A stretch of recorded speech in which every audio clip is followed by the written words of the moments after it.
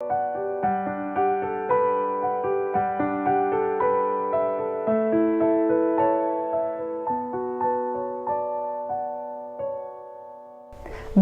à ce partage. Le titre du partage ce soir, c'est « Prier avec insistance », « Prier avec persévérance »,« Prier sans se relâcher ». Et ce soir, on va lire une parabole. Et une parabole, c'est une histoire pour nous faire comprendre un message, pour nous faire comprendre quelque chose. Et Jésus s'est souvent servi de paraboles. Et ce soir, il veut nous enseigner quelque chose. Alors, on va lire dans Luc chapitre 18, versets 1 à 8. Ça dit, Jésus leur dit ensuite cette parabole pour leur montrer, vous voyez, pour leur montrer quelque chose, qu'ils devaient toujours prier sans jamais se décourager. Il y avait dans une ville un juge qui ne se souciait pas de Dieu et n'avait d'égard pour personne. Autrement dit, en bon québécois, il se foutait du monde. Alors, il y avait aussi dans cette ville une veuve qui venait fréquemment, souvent. Elle était tout le temps là, le trouver pour obtenir justice. Et elle lui disait, « Rends-moi justice contre mon adversaire, contre mon ennemi. » disait-elle. Et pendant longtemps, le juge refusa. Puis il se dit, « Bien sûr, je ne me soucie pas de Dieu et je n'ai d'égard pour personne. Mais cette veuve me fatigue et je vais faire reconnaître ses droits. Sinon, à force de venir, elle finira par m'exaspérer. Elle va finir par me tanner. Elle était en train de me mettre à bout. » Puis le Seigneur ajouta, « Écoutez ce que dit le juge inique. Il dit, je vais lui faire reconnaître ses droits. Parce que je suis tannée de l'entendre, là, fait que je vais lui donner ce qu'elle veut. » Et Dieu dit, écoutez bien ce que ce juge-là dit. Et ce juge ne l'aime même pas. Il se fout complètement de sa situation. Et ça dit, puis le Seigneur ajouta, et c'est ça, il dit que, écoutez ce que ce juge inique dit. Il dit, et Dieu, lui, ne fera-t-il pas justice aux siens quand il crie à lui jour et nuit? Tardera-t-il à les aider? Je vous le déclare, il leur fera justice rapidement. Aïe, ça, j'aime ça. Rapidement. Mais quand le Fils de l'homme viendra, trouvera-t-il la foi sur la terre? C'est une parabole pour nous faire comprendre qu'il faut persévérer dans la prière, qu'il ne faut pas se relâcher, qu'il faut y aller, là, puis il ne faut pas arrêter. Il faut demander sans se décourager au Seigneur. Et c'est facile de se relâcher sur un sujet particulier. Tu t'es-tu déjà dit, là, je vais prier jusqu'à ce que je l'aie. Et prier peut-être pour 3, 4, 5, peut-être 6 jours, et puis on arrête. On a oublié qu'on était en combat. On a oublié on s'était engagé à persévérer jusqu'au bout, et parce que la détermination a déjà disparu. Et on part sur un autre sujet, sans avoir reçu ce qu'on voulait avoir de Dieu. Et le Seigneur dit que si tu ne te relâches pas, je vais t'accorder ce que tu demandes. Je vais t'accorder justice.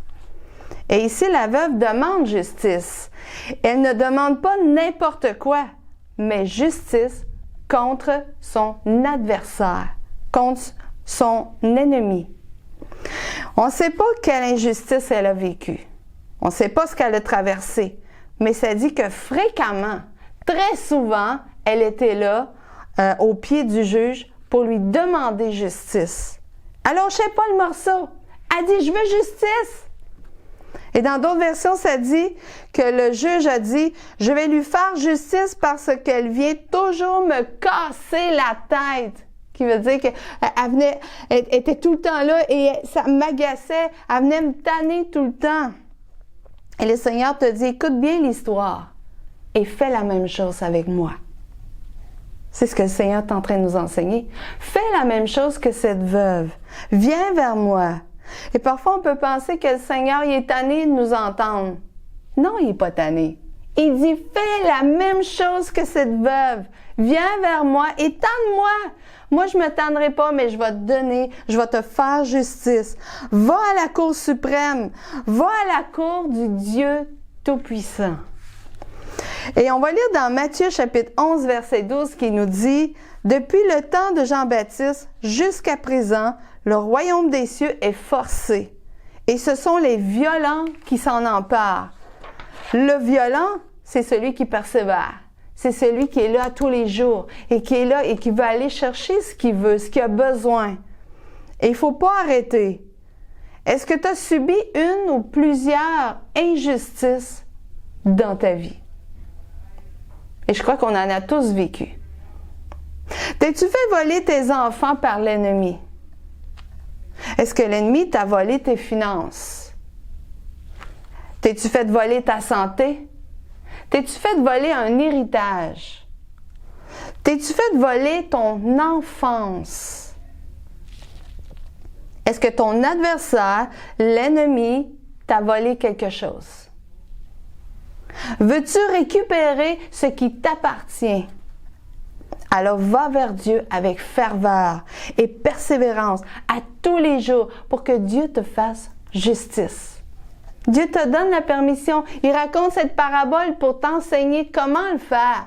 De le faire comme cette veuve, de venir à lui à tous les jours et de dire « Seigneur, fais-moi justice. Fais-moi justice. » Et le Seigneur, il dit, il va leur faire justice rapidement. Oh, alléluia! Gloire à Dieu. Oui, il est désormais temps pour toi d'attraper le voleur et de recevoir 7 fois tout ce qu'il t'a volé. Et on va lire ce verset-là. C'est dans Proverbes chapitre 6, verset 31. Ça dit, « Mais s'il est découvert, qui? Le voleur. S'il est découvert, il devra restituer 7 fois. 7 fois plus.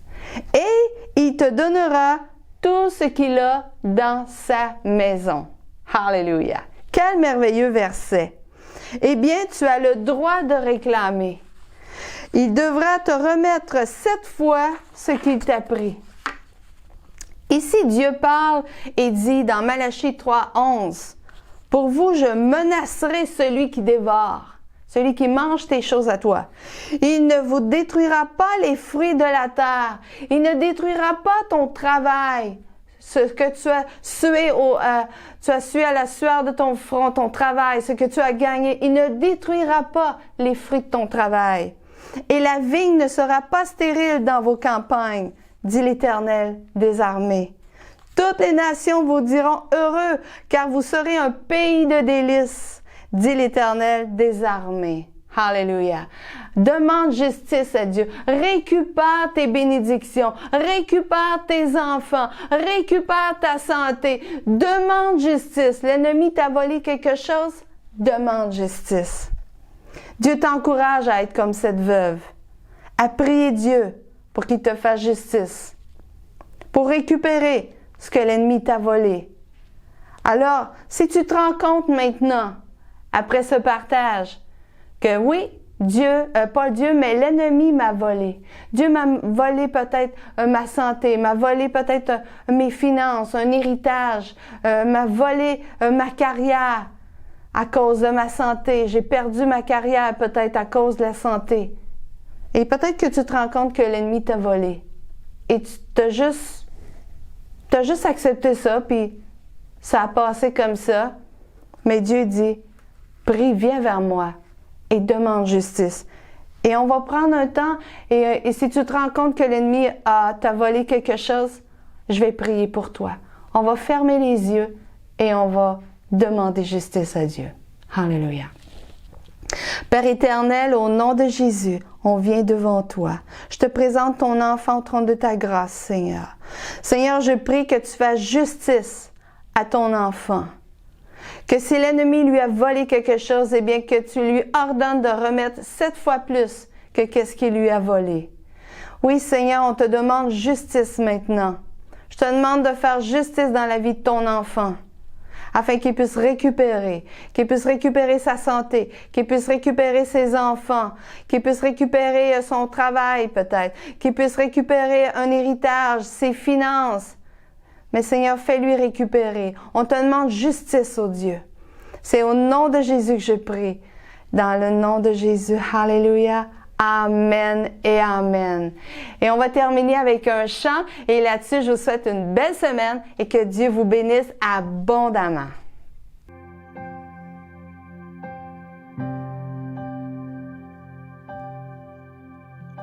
Toi, ma lumière, paix de mon âme,